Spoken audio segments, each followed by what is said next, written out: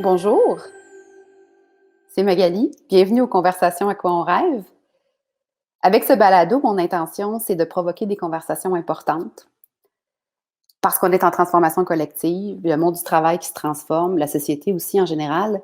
Et moi, je crois fermement que les changements durables prennent racine dans la co-création, dans la collaboration, mais qui d'abord et avant tout passent par des conversations importantes. Parce qu'il faut d'abord s'écouter, il faut se comprendre, éventuellement se rallier, puis c'est ensuite qu'on peut faire un mouvement au sens du nous pour pouvoir changer.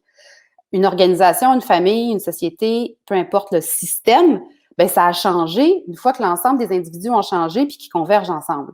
C'est ce que je fais tous les jours en accompagnement, en organisation avec les équipes avec lesquelles je travaille. Et ce balado, c'est en fait une continuité. C'est pour lancer des étincelles parce que je nous souhaite un futur qui nous assemble, un futur qui nous ressemble et un futur qui nous fera du bien. Je suis très contente de recevoir cette semaine en direct de la Belgique, Gilles Carlier d'Audaigne. Bonjour Magali.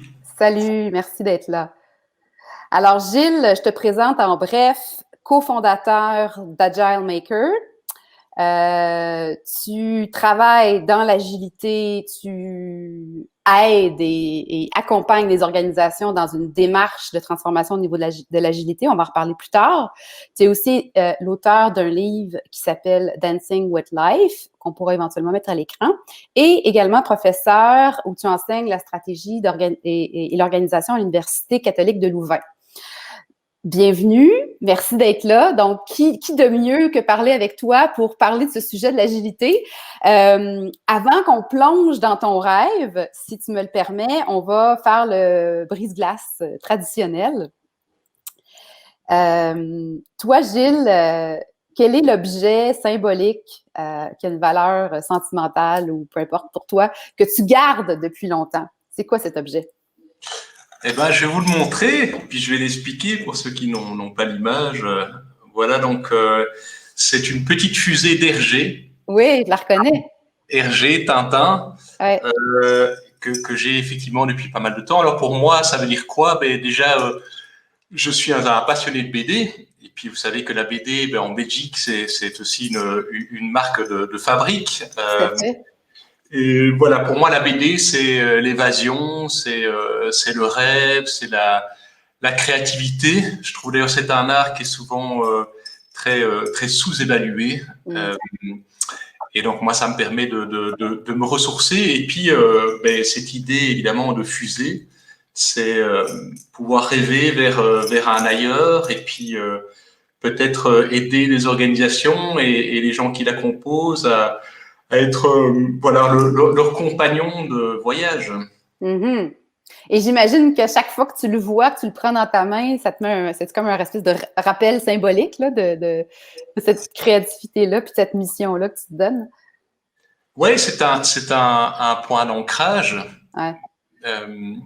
Même si maintenant ma voiture n'a plus besoin de clé, donc je l'utilise moins souvent. Mais effectivement, c'est un rappel, c'est un point d'ancrage qui est important pour moi. Je prends une minute pour saluer ceux qui sont avec nous. Je vous invite à vous manifester dans les commentaires. Bienvenue. Vous êtes évidemment bienvenus à poser des questions ou à proposer des opinions, même s'ils ne sont pas dans le même sens que nous. C'est ce qu'on aime, on veut brasser les idées. Toi, ton rêve, Gilles, c'est de rendre les organisations plus libres en passant par l'agilité. Oui, tout à fait. Je vais te laisser l'expliquer de façon haut niveau, puis on va descendre dedans peu à peu. C'est ça. Bah, l'agilité, c'est pas un objectif en soi, c'est un moyen. Après, c'est un terme très riche parce que il évoque plein de choses et il est très accessible. On peut demander à un enfant ce qu'il en pense, il vous dira quelque chose. Et c'est un moyen pour une finalité qui, elle, est d'être singulier, d'être particulier. Dans un monde où on entend beaucoup de voix, eh bien, c'est pouvoir aussi faire entendre sa propre voix, collective, individuelle, et être pertinent. C'est aussi un terme qui pour moi est important. Être relevant, être pertinent, trouver sa place en tant qu'entité. Donc voilà, l'entité, c'est l'organisation, c'est l'équipe, c'est l'individu. Et quand on trouve sa place, eh bien, on trouve du sens et on peut évoluer dans un monde complexe, ambigu, avec une forme de, je dirais, d'élégance et de liberté. Voilà, c'est ce qui m'anime, mon rêve. Est-ce que tu peux me dire qu'est-ce que ça veut dire une entreprise libre? Parce que le concept de liberté, quand on l'applique à un individu, c'est super facile, en tout cas, c'est pour moi, de voir ce qu'on peut dire par là. Mais ça veut dire quoi une entreprise qui est libre? C'est une entreprise qui est suffisamment au contact de ses ressources, de ses forces, de ses talents, que pour trouver sa singularité, ses propres réponses, ses propres solutions. Ouais, OK.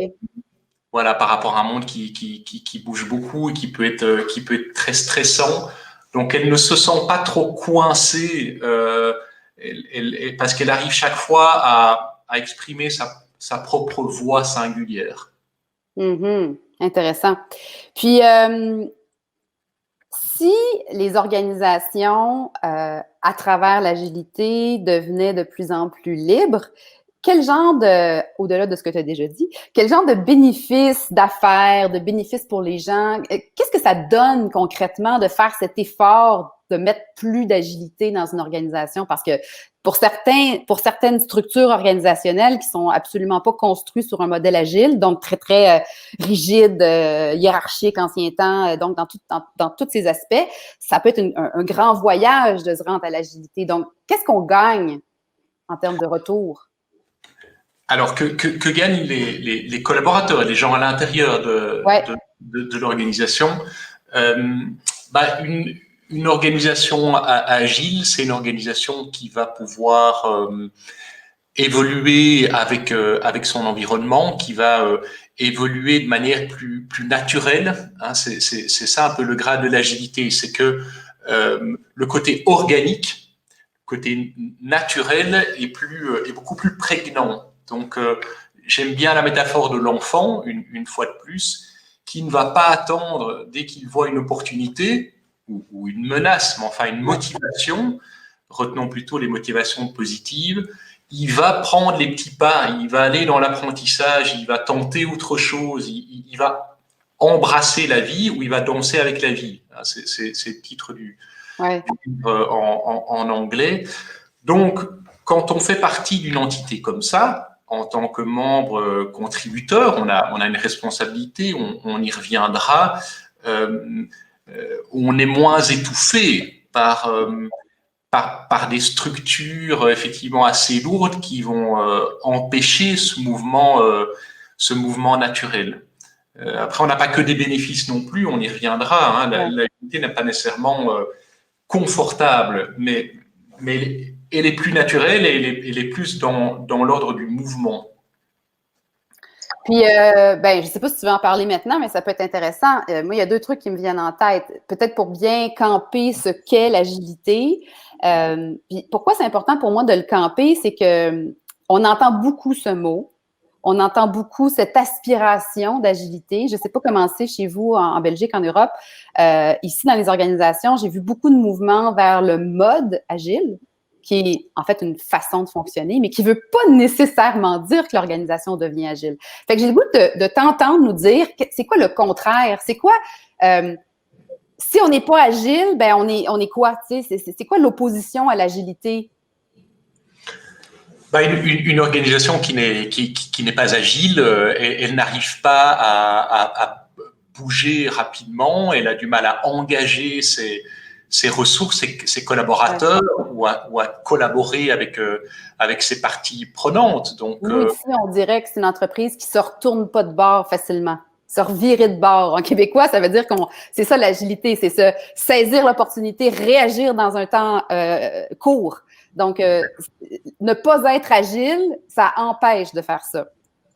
Tout à fait. Donc, il y a une sorte d'immobilisme. Il y a une sorte aussi parfois comment dire, c'est pas très qualitatif, quoi. On sent bien, soit en tant que bénéficiaire ou en tant qu'acteur au centre de cette organisation. Il y a quelque part beaucoup de frustration aussi parce que les choses ne se mettent pas en œuvre comme de lenteur décisionnelle, une lenteur de processus oui. d'aboutissement, en fait. En fait, il y a beaucoup, tout est très compliqué. On manque d'oxygène, si tu veux. Quand on travaille dans une organisation qui manque d'agilité, on va manquer d'oxygène. Les prises de décision sont terriblement compliquées. Tout est lent, tout est relativement pénible. On a des règles à n'en plus finir. On perd le fil. On aurait du mal à expliquer son métier à son enfant. Enfin, on n'est pas dans le mouvement naturel. Voilà, tout est lourd. Manque d'oxygène, c'est vraiment pour moi la meilleure façon. Et dans ce que tu dis, ce que j'entends aussi entre les lignes, c'est que tu as parlé un petit peu de l'agilité comme quelque chose qui permet le mouvement spontané. En opposition à une organisation qui n'est absolument pas agile, tout est tellement encarcané, décidé que finalement, on est très limité dans son petit espace. Les gens sont mis dans des petites cases, là. Ouais, c'est ça. Bon, on est un rouage d'une grande machine au fond. Hein, donc, on peut comparer, on peut prendre des lunettes qui voient une entreprise, une organisation comme un ensemble d'êtres humains finalement. Et donc, forcément, on va plus être sensible aux aspects organiques et au côté vivant. Et on va chercher à développer ces aspects-là. Ou au contraire, comme une organisation extrêmement organisé, de type machine, de type très ingénieur, avec une grande ingénierie, où on va réfléchir à chaque endroit, à chaque pièce, on va optimiser un maximum. On compare aussi le monde de l'efficience, qui est ce monde de la machine suroptimisé, avec le monde de l'efficacité, où on est plus capable de mouvement. Le monde de l'efficience et de la machine, ça nous vient aussi de Taylor et du 19e siècle et de la révolution industrielle et de l'approche scientifique du travail. Donc, mais c'est aussi un contexte qui demandait d'autres solutions. Et les solutions au 19e siècle étaient probablement les bonnes. Ouais. Mais aujourd'hui, on a besoin en fait d'une participation beaucoup plus importante, qu'elle soit à la conception ou à la mise en œuvre. Donc, on a besoin que l'ensemble des collaborateurs soit beaucoup plus en éveil et que l'intelligence collective puisse se développer parce que le monde est plus complexe. Hein. Tout à fait. Maintenant, j'aurais envie de t'entendre sur qu'est-ce qui fait soit qu'on n'y arrive pas, parce qu'il y en a qui essaient d'aller vers l'agilité puis n'y arrivent pas, ou qu'on reste dans la non-agilité. Il y a comme des deuils. Hein? Par exemple, un qui me vient de façon très évidente avec l'explication que tu viens de dire, c'est qu'il y a une part de contrôle ou de prévisibilité, de toute façon qui est une utopie, là, mais qui est beaucoup moins là, parce que là, on laisse plus de liberté, plus de spontanéité. Donc, il y a des gens qui ont un deuil de contrôle à faire. Là. Qu'est-ce qu'il y a d'autre qui fait en sorte que c'est quoi les autres deuils? C'est quoi les autres impacts qui sont peut-être plus difficiles à digérer quand on veut aller vers l'agilité? Ben, il y a un deuil à faire de certaines positions hiérarchiques, donc de positions de pouvoir. Ouais.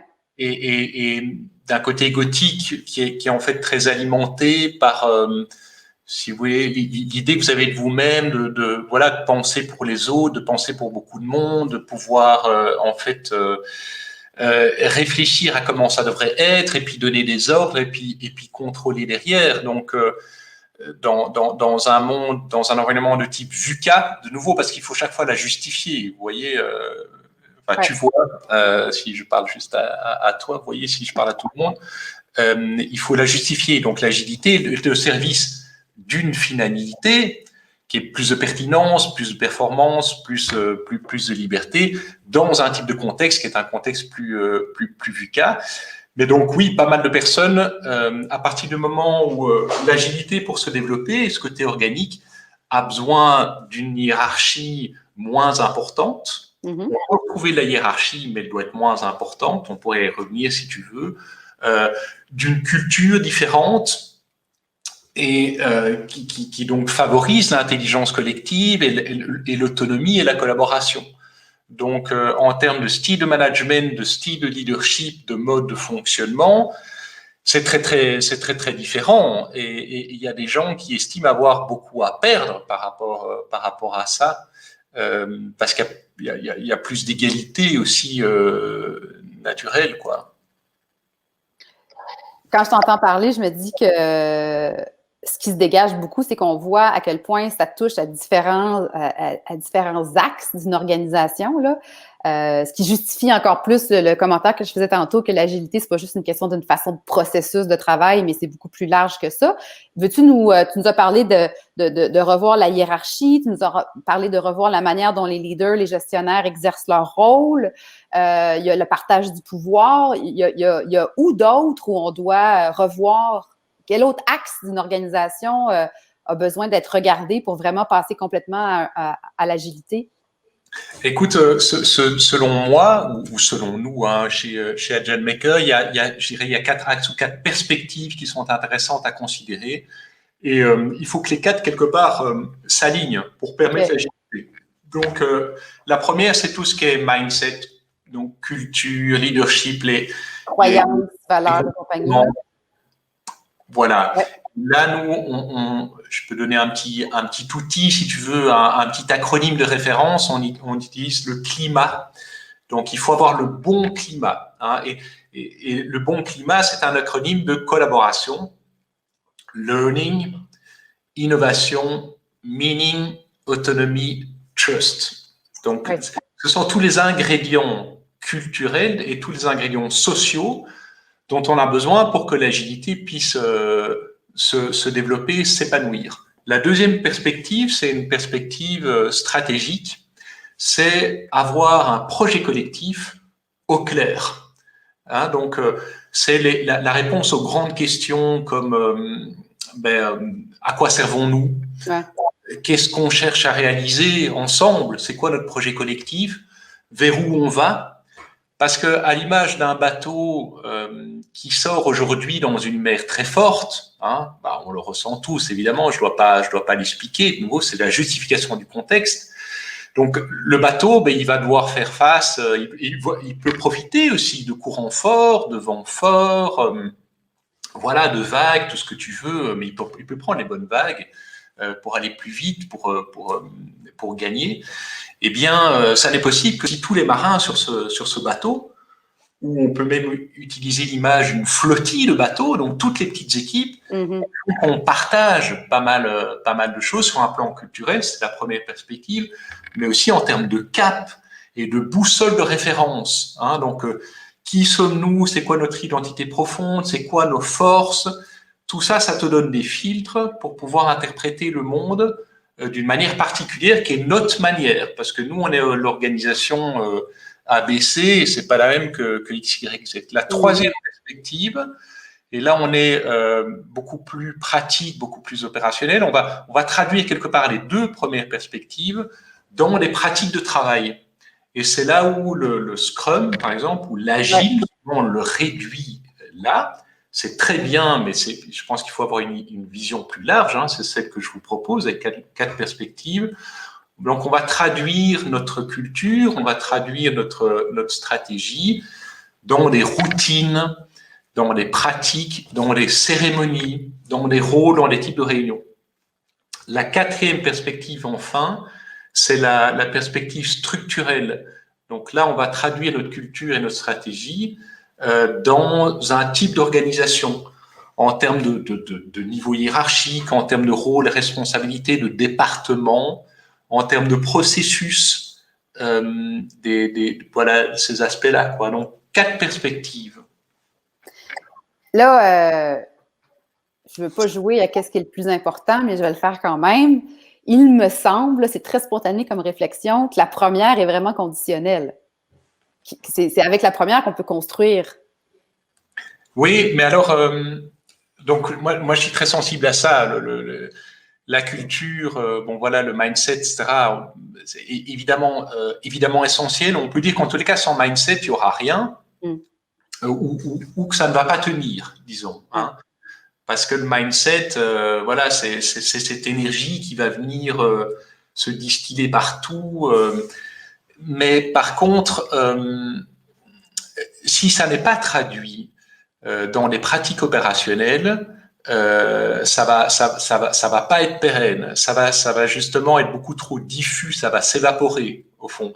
Et si la structure organisationnelle ne permet pas à ce mindset de s'exprimer comme il le souhaite, ça, en fait, on va avoir le sentiment d'avoir tout le temps des bâtons dans les roues. D'avoir une structure, même des systèmes informatiques, etc., beaucoup trop lourds. Donc le mindset va se décourager. Et enfin, si on n'a pas une boussole collective et surtout, pour moi, absolument fondamental aussi, une vision ambitieuse, parce que l'agilité va servir la vision ambitieuse, de proposer à ses bénéficiaires de mieux servir, mais même d'être conquérant. Eh bien là aussi, ça va manquer. Donc néanmoins, les 4 perspectives, pour moi, restent importantes. Je comprends ce que tu dis. Je me pose la question pendant que je t'écoute, je me demande, bon, alors imaginons là, qu'on a des gens qui nous écoutent puis qui sont tentés de se regarder en organisation puis de se demander, bon, ben on en est où, nous, par rapport à ça? On en a-tu un peu, beaucoup, pas du tout? On veut en avoir plus. Est-ce que tu penses que le contexte... Ben, je fais une parenthèse. Moi, j'ai le feeling que le contexte actuel nous démontre à quel point ça peut être favorable d'être une entreprise agile. J'imagine qu'une entreprise qui est agile en ce moment, dans un contexte de relance en plein milieu d'une pandémie, va probablement avoir plus d'opportunités. En fait, c'est un point de vue que j'ai. Mais qu'en est-il de se remettre en question au niveau de l'agilité puis de commencer à y travailler dans un contexte de pandémie? Comment tu vois ça, toi? Alors, l'opportunité pour moi, c'est en fait de tirer les leçons du mode adaptatif dans lequel on a été obligé. Obligé, oui, c'est ça. Voilà. Donc, toutes les organisations du monde ont dû s'adapter d'une manière ou d'une autre, d'une manière radicale ou d'une manière graduelle. Et donc là, on peut tirer des leçons de tout cela. Parce que sur les 4 dimensions que je t'ai données, sur les 4 perspectives, on a fait des ajustements. Et il y a eu des succès. On a vu des nouveaux comportements de personnes, d'équipes, etc. On a vu des succès, on a vu des besoins aussi. On a vu peut-être effectivement le besoin de limiter un peu certaines lourdeurs, s'accorder plus de liberté. La confiance a été un élément clé aussi. Donc on peut apprendre de cela. Moi, ce serait ce que je proposerais. Après, certaines organisations ne sont pas encore hyper réceptives non plus parce que on a le sentiment que on doit parer au plus pressé. Voilà, certaines sont aussi en difficulté financière, etc. Donc, ça, évidemment, ça met bien en lumière le besoin et l'envie de changer. Mais quand on est trop en stress, on n'a pas non plus l'ouverture pour ce changement. Surtout quand on se sent dans une position de survie, là. J'ai envie que tu parles de... Tu as mentionné la confiance, puis en relisant le livre Dancing with Life que tu as écrit, j'ai accroché à un moment donné sur le concept de la confiance, puis le fait que la confiance, elle se renforcit ou elle se renforce à force, en répétition, dans la durée. Puis tout d'un coup, ça m'est apparu tellement évident. Ben oui, c'est ça, dans les relations interpersonnelles, c'est comme ça, mais c'est vrai aussi en organisation. Donc, puisque là, les gens... Il y en avait ou peut-être pas de la confiance tant que ça, mais bon, avec le télétravail, avec ce qui s'est passé, on a comme été obligé de faire confiance, ou en tout cas de laisser les choses aller. Puis moi, j'ai entendu des organisations, des gens en organisation me raconter qui ont été agréablement surpris, qui se sont rendus compte que les salariés étaient encore plus productifs, que finalement, tout partait pas dans le désordre parce qu'on n'était pas dans les modes traditionnels de travail au bureau. Mais maintenant, je me suis dit, en lisant ça, mais comment on fait pour... J'avais envie de te demander à toi, j'ai mon opinion personnelle, mais comment on fait pour la cultiver, cette confiance-là? Parce que, tu sais, Je trouve qu'on en parle beaucoup dans la presse affaires, on en parle par rapport à la collaboration, par rapport à l'agilité, par rapport à la relation patron-employé, pour les aider à se développer. Tout part de la confiance. Une équipe efficace, semblerait que la première étape, c'est une confiance, de se sentir en sécurité. Fait que, comment on fait pour la bâtir ou pour la restaurer dans certains cas? Parce que c'est encore pire quand elle n'est pas là, d'essayer de la ramener. Écoute, tout ce qui contribue à la transparence est important. Ouais. Voilà, permet, évidemment, c'est un fuel, enfin, un aliment un moteur, ouais. clé de l'agilité parce que ça permet l'ajustement des uns des autres, l'intelligence collective. On doit pouvoir être au courant de ce qui se passe. Et la transparence, ben, c'est faire confiance, c'est permettre l'autonomie, donc c'est une base clé. On parle beaucoup aussi de la vulnérabilité. Donc, je pense que voilà, on vit des temps inédits, en partie difficiles, voilà, très difficiles pour certains, moins pour d'autres. On doit retrouver des ressources collectives et personnelles importantes. On parle beaucoup de résilience, tenir bon, trouver du sens, resserrer les liens. Voilà, dans ces temps de télétravail, bon, ici, en Belgique, on est pratiquement reparti en confinement complet. Le contact humain est une chance quand on travaille encore en organisation. Et donc là, on peut nourrir et les leaders managers peuvent prendre une part importante par rapport à cela pour nourrir ces besoins interpersonnels. Donc, ce sont des moments clés et voilà, la confiance, elle se bâtit, elle se détruit sur ces moments clés où on a de besoins particulièrement importants. Et la confiance, elle se nourrit aussi de conversations qui peuvent être profondes et difficiles. On sait que voilà, une équipe performante et en agilité, c'est vraiment le point de focus en fait, c'est l'équipe, c'est pas tellement l'individu, c'est pas tellement les équipes d'équipe en fait, mais c'est vraiment quand on a une bonne équipe, hein, on parle parfois de 7 plus ou moins 2 personnes, enfin 5 à 9 quoi, que ça fonctionne bien, c'est vraiment un socle d'agilité. Et ben pouvoir avoir des conversations difficiles, c'est aussi un signe de confiance. Mais comme tu le sais bien, on le sait tous, une confiance, ça peut mettre beaucoup de temps à se construire et ça se déconstruit très vite. Plus vite que ça se construit, effectivement. Ouais. Donc, ce qui déconstruit la confiance, c'est chaque fois quand on a des dissonances au fond. Et il y en a beaucoup dans les organisations. Il y a une dissonance entre les discours et les comportements, et à un moment, on n'y croit plus. Et ça, évidemment, c'est dramatique. Ce qui contribue à la confiance, on parlait de vulnérabilité, dans des temps comme ça incertains, c'est de pouvoir dire « je ne sais pas ».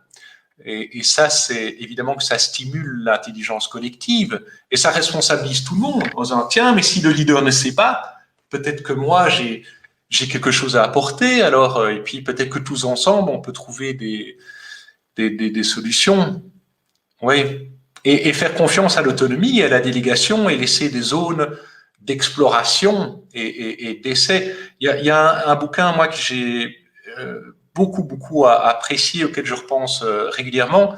C'est un bouquin écrit par un général américain, le général McChrystal. Je ne retombe plus sur le nom du livre, mais ça va. Ah ben voilà, merci. Nous, on s'en rappelle. Je sais qu'on en avait parlé avant, et il est traduit en français aussi. Et en fait, ce général-là était la personne en charge des forces spéciales américaines sur le sol irakien en 2008, je pense. Et bon, ça a été un grand succès parce qu'au final, notamment, ils éliminent la menace al-Zarqawi, donc Al-Qaïda. Voilà, donc et il explique dans son bouquin, c'est vraiment un guide méthodologique, si vous voulez, en 250 pages, il explique, tiens, qu'est-ce que j'ai dû apporter comme modification pour rendre les forces spéciales américaines plus agiles. Et sur un plan, donc la transparence de l'information, il en parle énormément. Et sur un plan de la confiance, il en parle beaucoup aussi. Donc, quand on lui demandait, chef, qu'est-ce que je dois faire, lui, il transformait ça en disant, non, mais vous venez me voir si je peux vous aider. Mais autrement, moi, je veux pas savoir.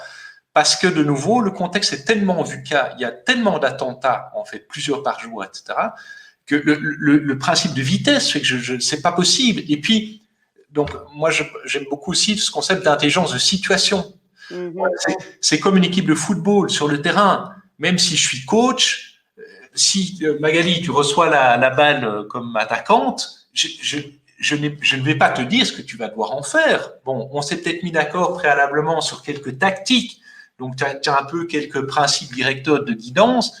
Mais après, c'est toi qui sais, c'est toi qui sens, c'est toi qui es dans l'action, dans le moment et qui vois tes coéquipiers. Donc, collectivement, vous devez être intelligent au moment même. J'aime beaucoup ton exemple, puis c'est sûr que là, je vais lire le livre parce que c'est certain que pour moi, le modèle de l'armée n'était pas le modèle que je voyais comme un exemple d'agilité. Donc, je trouve ça super intéressant, ce cas d'application-là. Puis, je me dis aussi, plus je t'entends parler, que forcément, on entend beaucoup parler de ce que les plus jeunes, là, les Y en descendant, là, les milléniaux en descendant, ce qu'ils recherchent là, au travail, puis qui est de plus en plus partagé, à mon avis, par les X puis les autres aussi. Là. Donc, l'autonomie, le sens de contribution. Donc, l'agilité permet ça aussi. Ça me semble évident, cette espèce de... évidemment que ça vient chercher une plus grande contribution. Donc, on a besoin d'être vraiment engagé. On peut pas faire du temps, là, j'imagine, dans une entreprise agile. Mais au niveau satisfaction, au niveau apprentissage, développement professionnel, ça me semble... Enfin, moi, j'ai jamais eu la chance de travailler dans une organisation de ce type-là. Mais je peux m'imaginer l'effet bénéfique pour l'employé. Ça serait quoi des petits pas pour commencer? Déjà, c'est vraiment important, il n'y a pas un modèle.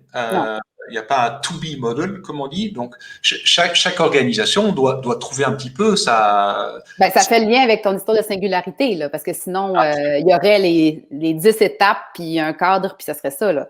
Mais... Voilà. On sait bien qu'il y a 4 perspectives. Je pense que c'est une façon intéressante de réfléchir.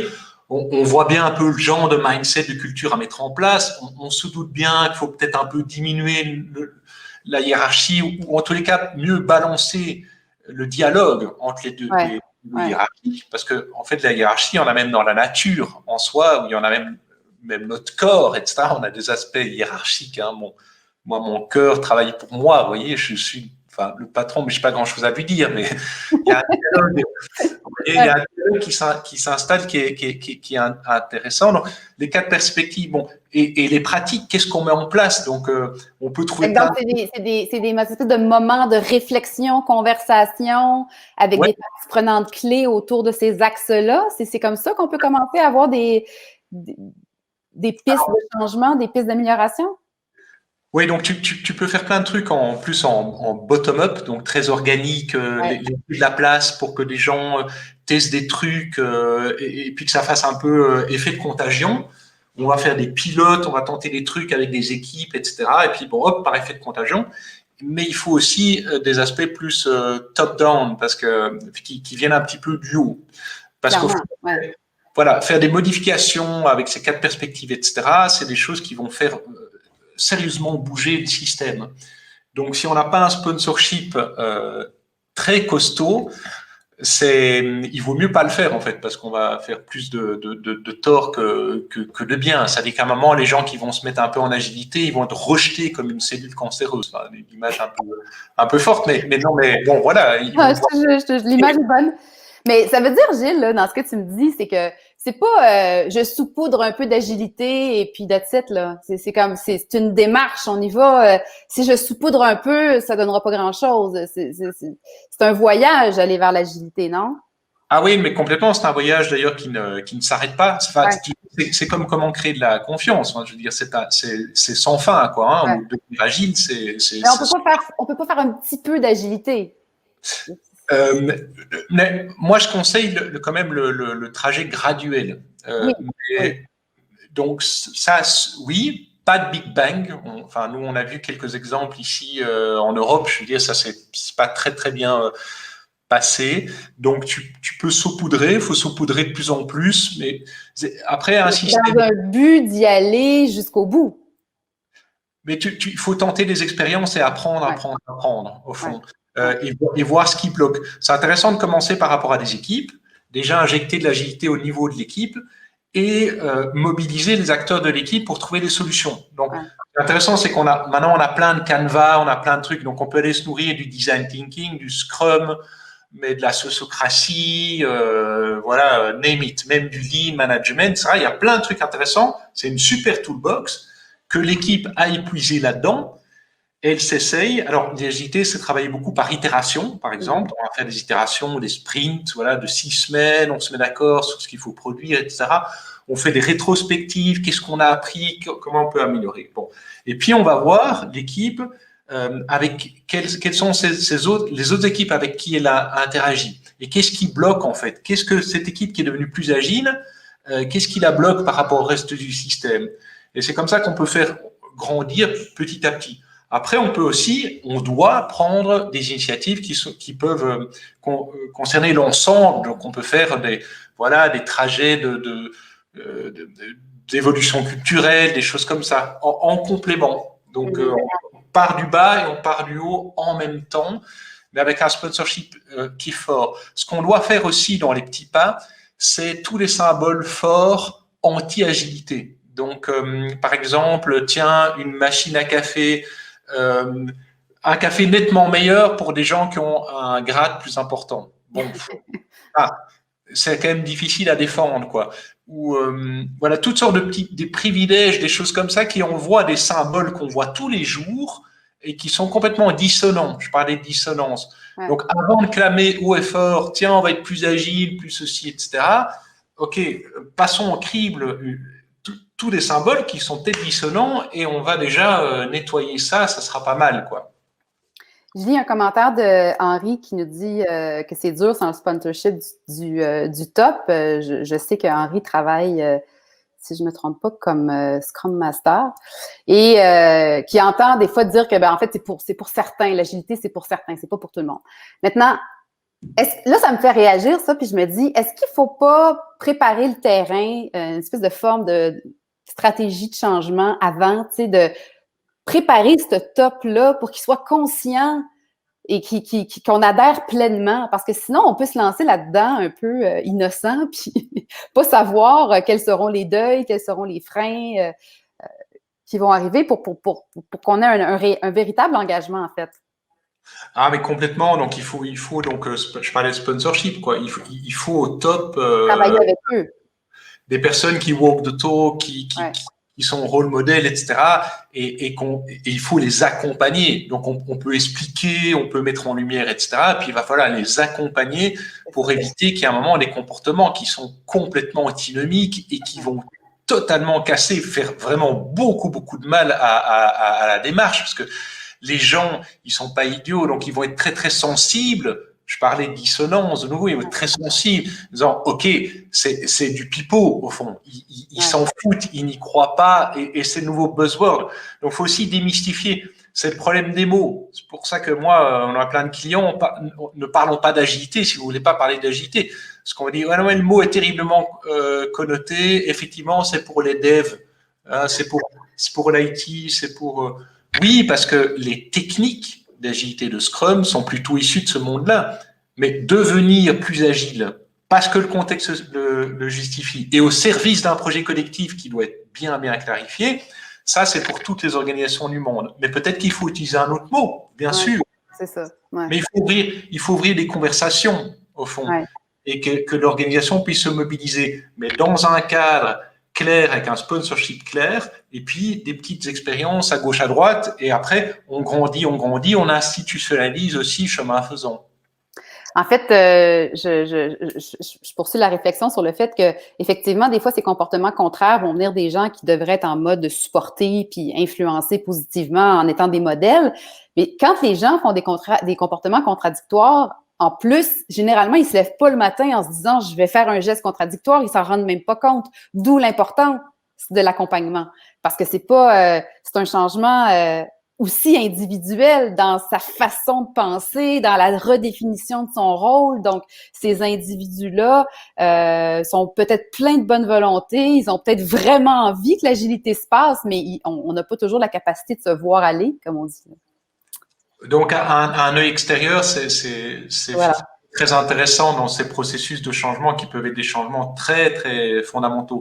J'aime beaucoup l'idée de la conversation aussi, de peut-être avoir des moments, des espèces de points de repère où on s'arrête puis on s'assure de un peu regarder un peu en post-mortem, qu'est-ce qui bouge pas, où on en est, avec un groupe qui est un peu la constitution globale, donc pas nécessairement l'ensemble des employés, mais une représentativité. Puis ces conversations-là sont évidemment des points d'ancrage pour s'évaluer puis repartir de la bonne manière. Sinon, je pense que j'ai un peu du mal à croire que ça peut se passer, là. Tout à fait, je te suis complètement. Des rétrospectives ou des groupes simplement échange de bonnes pratiques, retour sur expérience, des démos aussi. Voilà ce qu'on a fait, ce qui a bien fonctionné, etc. Montrer les exemples, montrer les bénéfices aussi, ouais. Ouais, ce qu'on appelle aussi la déviance positive. Donc, qu'est-ce qui se fait déjà depuis au fait longtemps et qu'on pourrait amplifier pour montrer, ben voyez, en fait, c'est possible, quoi. Même chez nous, ça se fait déjà. Et que les leaders puissent entendre et tout faire pour aider. Tiens, ok, là j'ai un point, je vais le prendre moi en tant que leader parce que je peux agir et je sens que là vous avez un blocage, vous avez quelque chose qui gêne, je vais pouvoir agir sur cet élément gênant. Après, juste je voulais dire encore que pour les leaders, ils ont souvent raison. Ils vont dire toujours critiquer le fait que c'est l'agilité pour l'agilité, donc il faut pouvoir le justifier dans un contexte business ou pourquoi on fait ça, c'est vraiment, vraiment clé. C'est pour ça qu'il faut démystifier l'agilité, il faut la justifier. Clairement. Alors, écoute, Gilles, on arrive vers la fin. J'aurais pu continuer comme ça quelques heures avec toi. Ce que je retiens, moi, c'est que c'est évidemment définitivement un projet qui est collectif, donc qui nécessite un engagement de l'ensemble des parties prenantes. Je retiens aussi, j'ai l'impression que c'est un moment qu'on vit en ce moment, le contexte actuel de la pandémie nous fait voir comment ça peut être utile d'être agile, puis je pense qu'on a probablement, comme tu as déjà dit plus tôt, expérimenté des exemples qu'on a fait sans vraiment s'en rendre compte. Donc, on a comme tous un potentiel d'agilité, disons. Puis à partir de là, je pense que ça peut être un projet très engageant parce qu'en ce moment, je pense que les gens ont besoin de se réengager, de retrouver du souffle parce que c'est… En tout cas, je ne sais pas comment ça se passe pour vous en Europe, mais si j'entends beaucoup de gens qui commencent à manquer de gaz, comme on dit, donc de continuer à faire ce qu'on fait, donc les opérations quotidiennes, mais avec ce projet collectif-là pourrait peut-être redynamiser, puis ça redonne un sens là, à tous ces efforts qu'on fait. J'ai envie de te demander, ou en fait plutôt de te laisser le mot de la fin, si tu avais un seul conseil, une seule certitude ou un message que tu veux absolument qu'on n'oublie pas. Je te laisse les dernières paroles. La dernière parole, je l'adresserai plutôt aux individus que nous sommes et je m'inclus là-dedans. Et moi, j'essaie maintenant de suivre un petit acronyme qui, je pense, dans des temps compliqués, parfois quand même un peu maussade, serait intéressant. Je crois que ça peut être une bonne contribution individuelle qu'on peut faire au monde qui nous entoure. C'est BOPS. Alors, BOPS, ça veut dire quoi? Le B, c'est beautifying, rendre plus joli. Le O, c'est opening, s'ouvrir aux idées des autres, essayer de comprendre. Moi, je trouve qu'on est de plus en plus dans un monde, où blanc ou noir, quoi. C'est très polarisé, ouais. C'est polarisé, voilà. Et le P, ça n'est pas polarisé, c'est positiver. Essayer d'être constructif. Qu'est-ce que je peux apporter? Et le S, c'est simplifier. Donc, voilà l'invitation que je nous fais et évidemment que je m'inclus largement là-dedans. Alors, je te dis, Gilles, aussitôt qu'on termine cette conversation, je m'en vais écrire ça sur le tableau dans ma cuisine et je vais même partager ça avec ma fille à son retour de l'école. Nous allons appliquer le Bob's, le Bob's ici à la maison. Merci beaucoup de ta participation. C'était super agréable de discuter avec toi. Je vous rappelle que si vous voulez écouter les balados, les conversations passées, c'est sur balado.magalieco.com. Celle de Gilles sera éventuellement sur le site aussi. Et elles sont également accessibles en format audio sur Spotify, iTunes et Google. Donc, merci de votre participation, de votre présence. Si vous avez des commentaires, du feedback à donner, il est encore temps, on va aller relire le fil de conversation. Merci encore, Gilles, et puis bonne continuation, bonne soirée à toi. Merci beaucoup Magali, c'était très agréable et bonne soirée à tout le monde.